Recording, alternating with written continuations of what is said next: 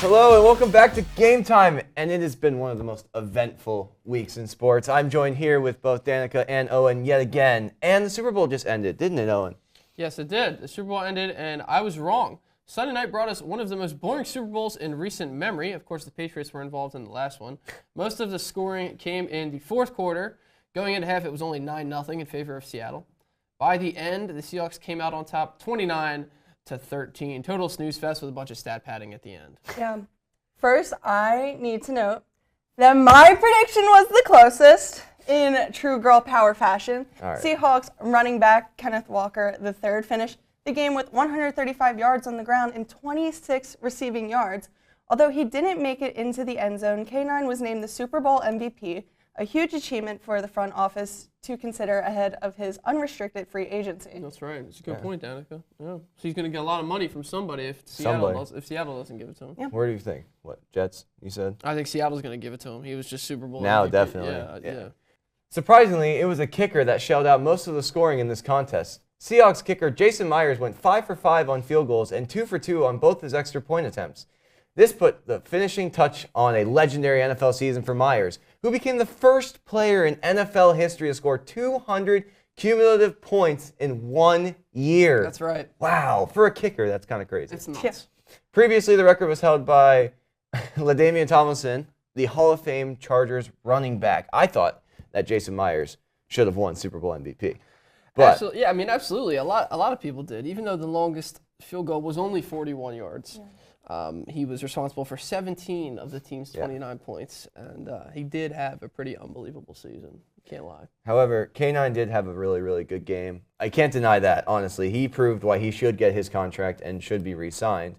But they still have a decision to make because Charbonnet did have a really good season as well. Yeah, but he blew up. He just had a tough injury at the end, though. I mean, that's gonna stick in their brains for sure. Recency bias is going to play a very big role. Drake May's implosion was the big thing for me.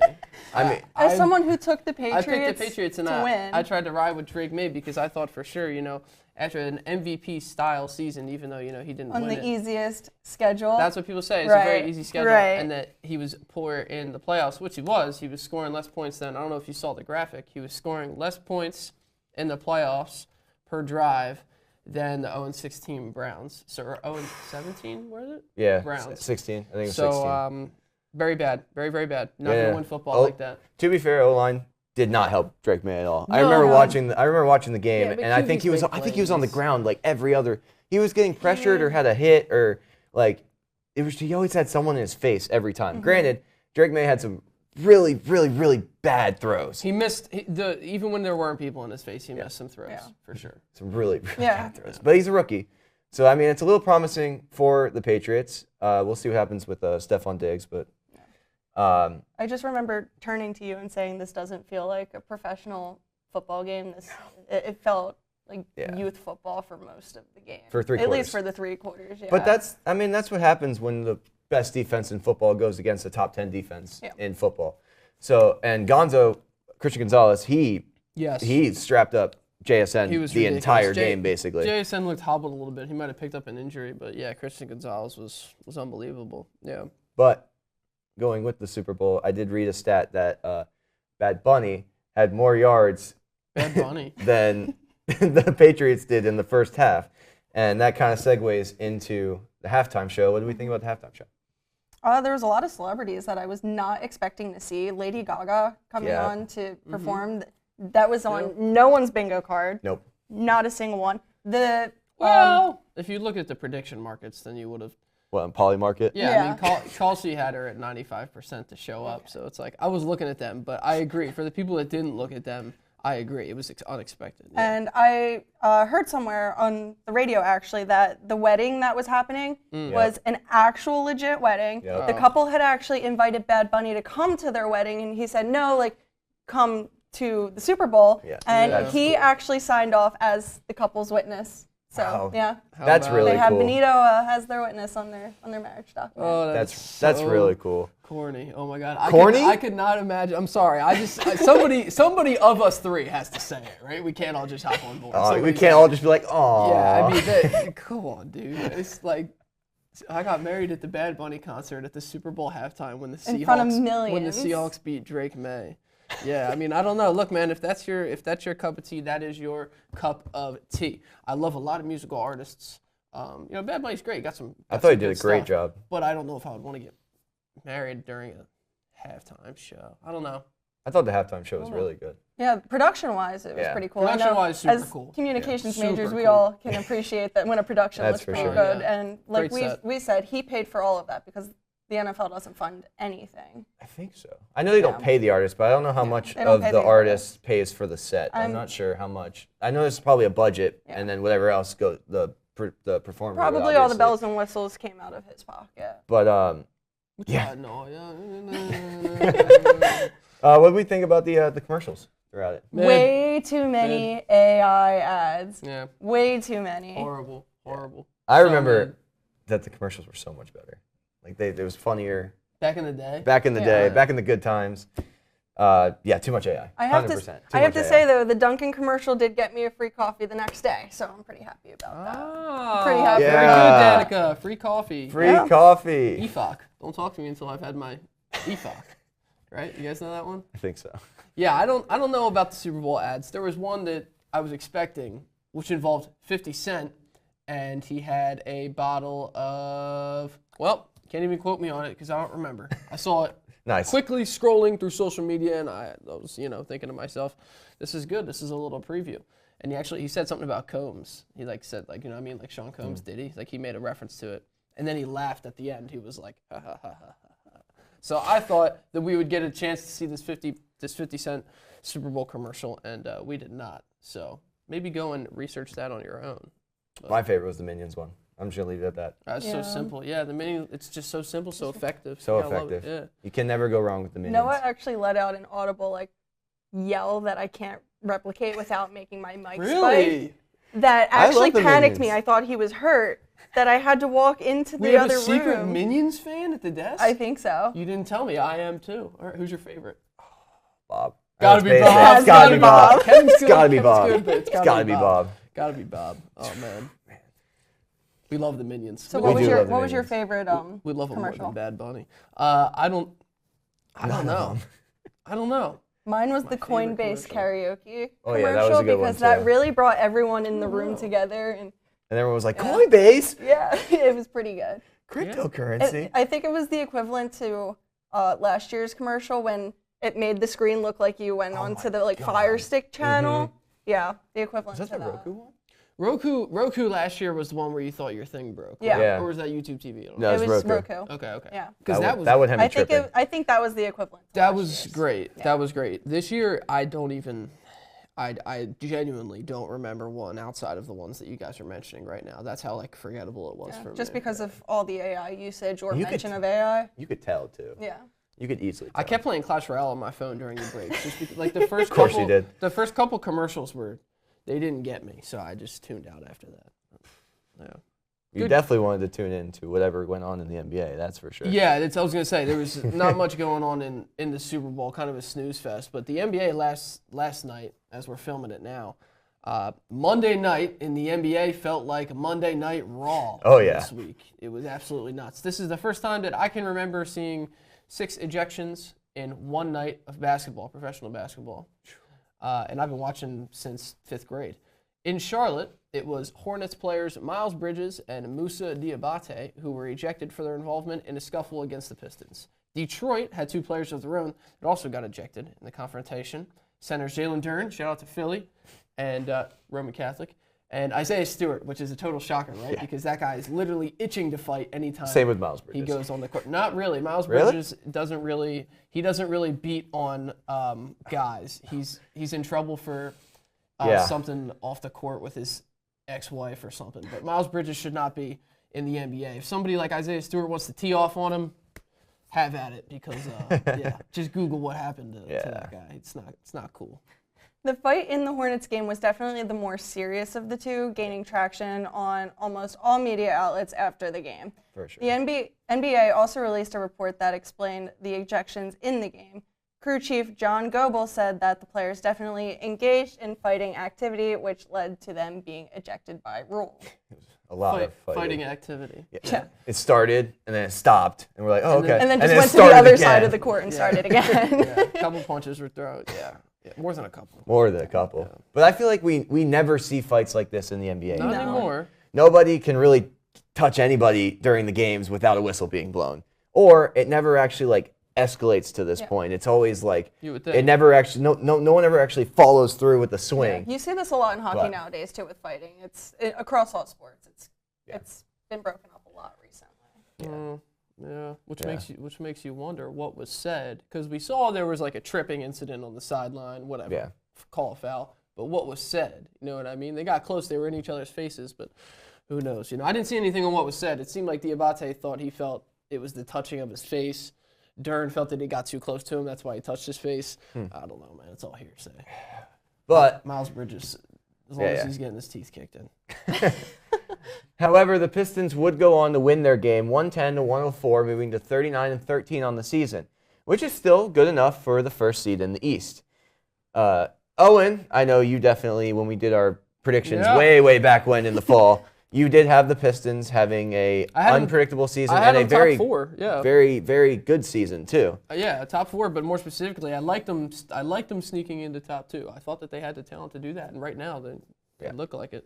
But in Minnesota, it was the Wolves finishing with the W, a commanding 138-116 win, led by the future of the NBA, Anthony Edwards. That's right. Were you guys up?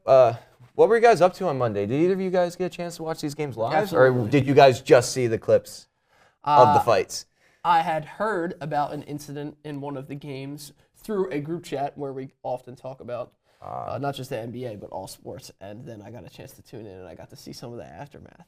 But it's always fun watching the guys like say the other night Duncan Robinson, like that are just, they look at it and they look down and they look at it and they just walk away. It's like they don't want to get involved, they don't want to take the fine, they don't want to get caught by an elbow or something. But those are my favorite guys to watch during that whole thing. It's like once it's all said and done, you know, who was just walking away on the sideline, getting some water, staying out of it. But yeah, I mean, it makes basketball fun. Yeah, for people. Yeah, especially when the police shows up. There was a police presence. There was a police presence. Reference to Charles Barkley when there was a fight with Chris Paul. That's a really, really, really good clip.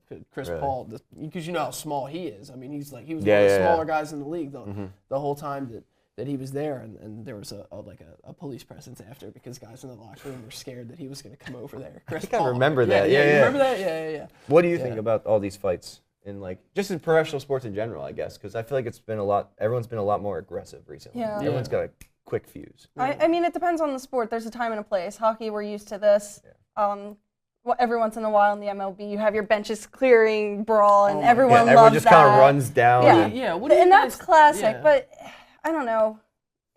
It's a player safety issue, and you guys know how I feel about player safety, and it's what do you guys just not think a of the good benches look. clearing? Because that is like one of the I think benches unwritten clearing rules are of awesome. baseball. You think They're it's awesome? so cool. I mean, half the It's classic. It's fun to It is. watch, but it's like it's just so like oh It's typically gosh. your pitcher throwing at a guy who's been hitting bombs all season.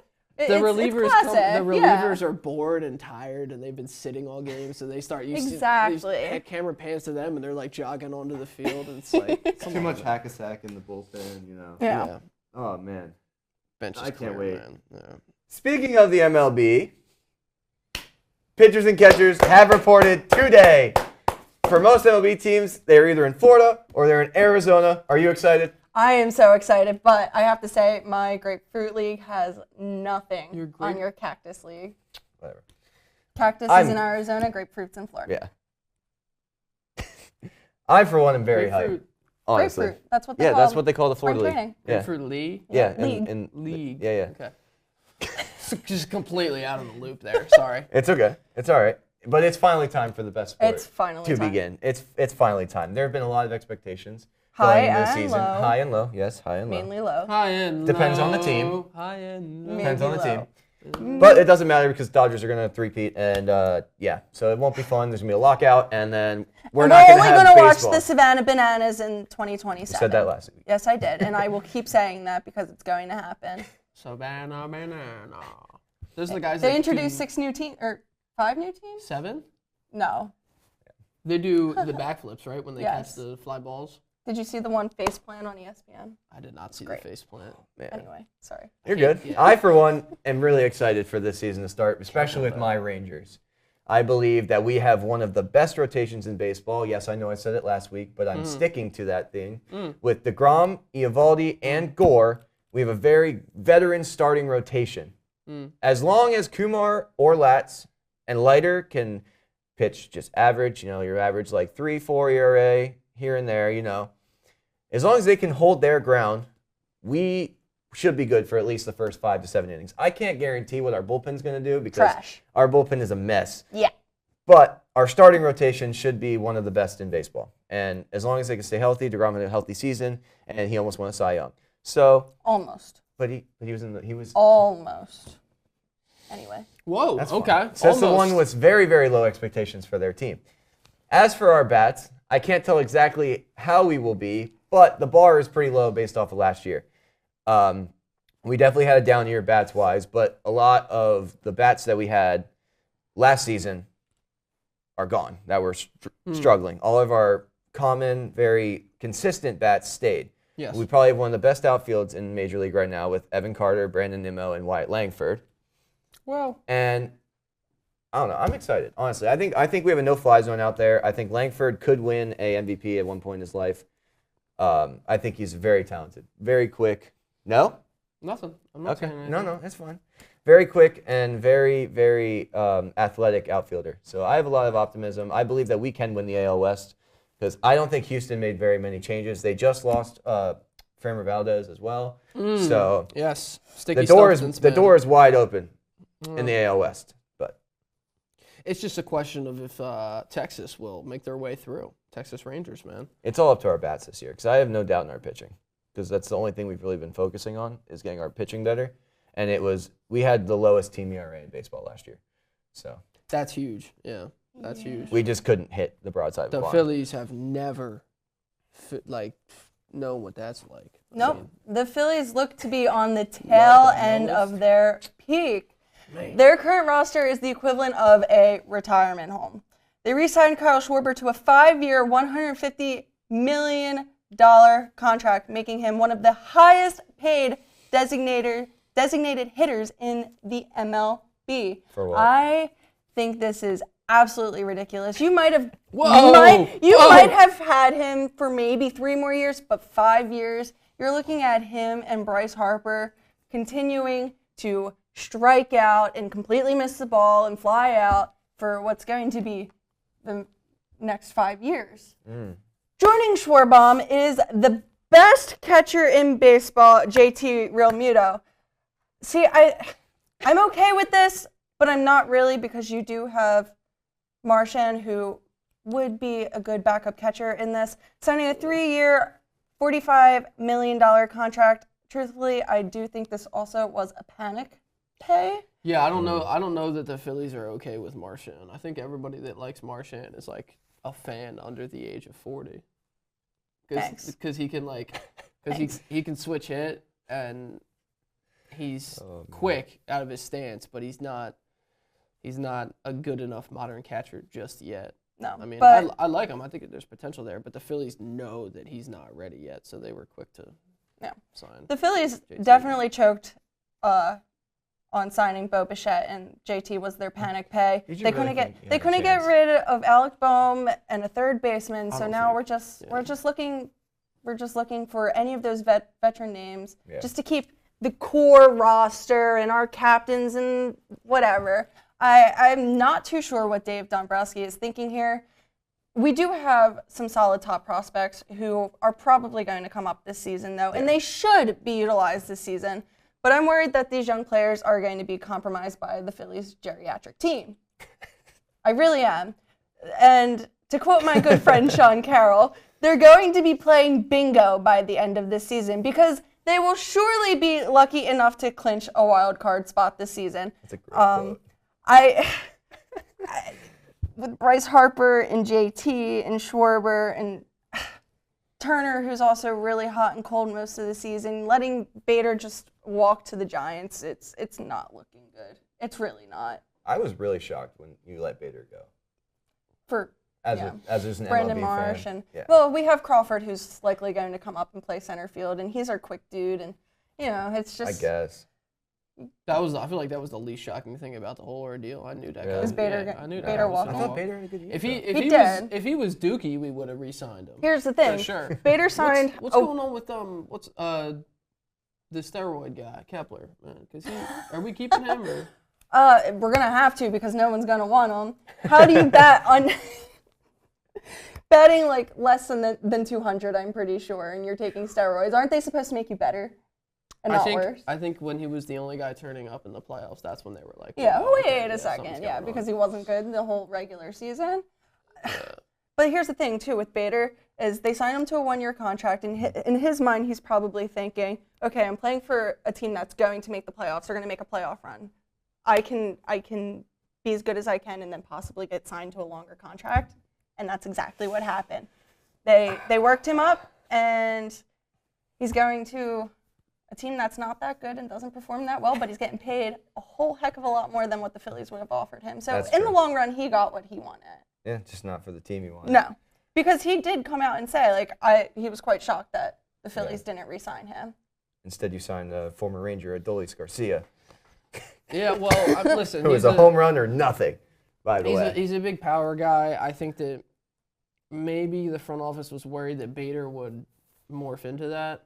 Yeah. But he's got a cannon out there in right field, though. I don't. He is a cannon. There's no. Bader? No, Garcia. Garcia's a cannon. He does. There's no explanation for the way that the Phillies and the Flyers front offices operate, though. I mean, the Sixers have been really trying to do this long, thought-out process for the longest time, and so they just keep saying process. Yeah, rebuild. So rebuild.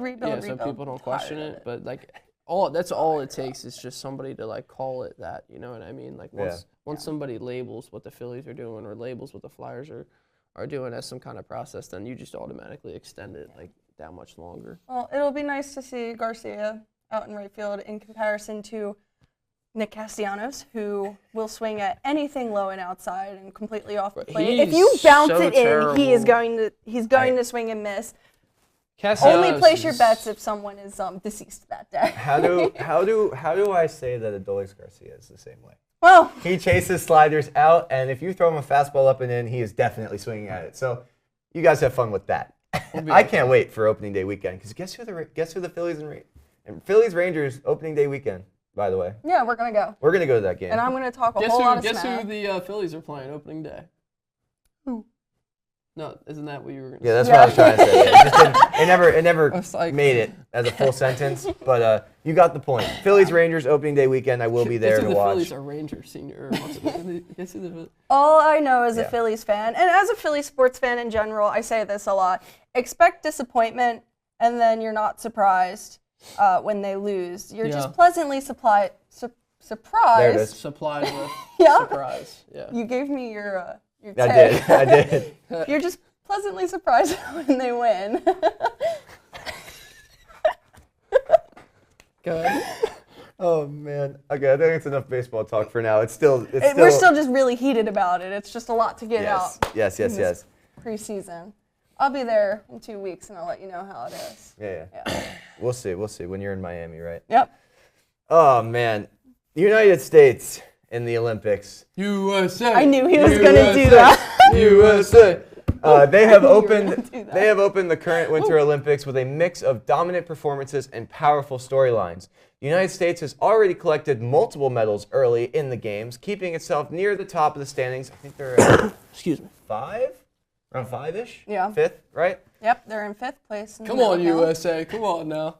As the competition continues, one of the biggest highlights came in figure skating when the U.S. captured gold in the team event led by a clutch performance from skaters like Ilya Malinin. There it is. We practiced this. Totally forgot it. Yeah, can't you tell?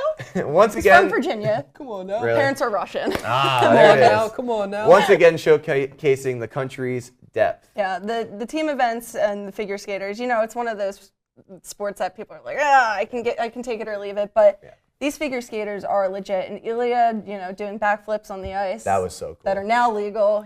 he looks really solid out there, and I'm really excited to see his solo performances. Yeah. Speaking of the ice, the U.S. women's hockey team has been absolutely dominant, controlling play in early matchups with decisive scoring and strong defensive performances, but their offense has just been absolutely killer.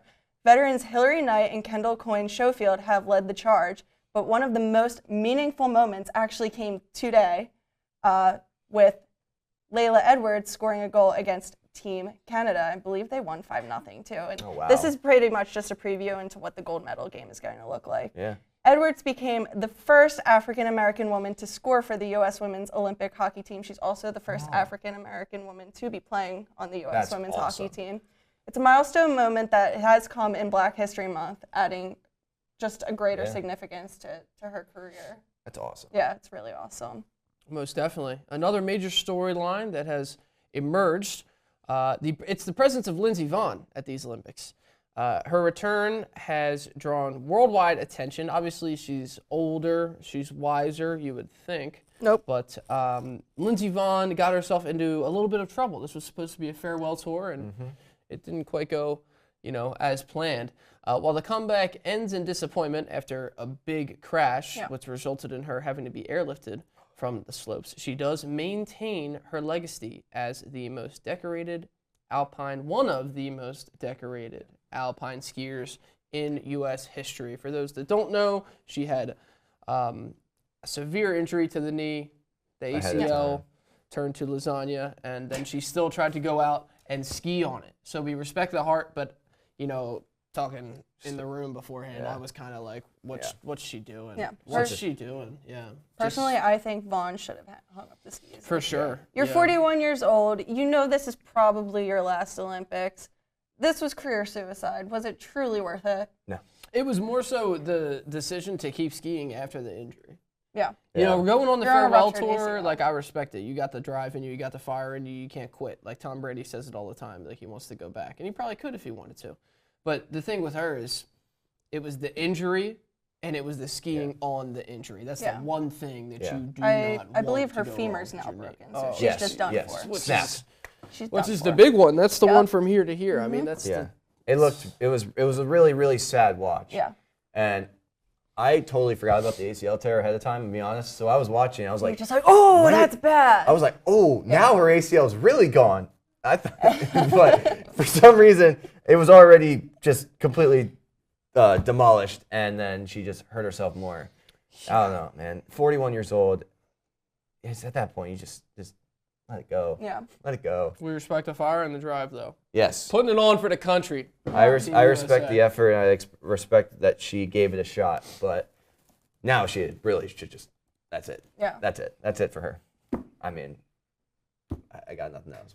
Anything else? No, just for like a preview into other events, the men start this Thursday. I'm really excited for that. It's the first time NHL players will be playing in the Olympics since the 2014 Sochi Olympics. Yeah. So silver today, right, for the curling as well. Yeah, we dropped the ball there. We had I don't know if we really dropped the ball. The the Swedes, they were unreal. Like they were the favorites. So well, people were saying the Italians were the favorites. No.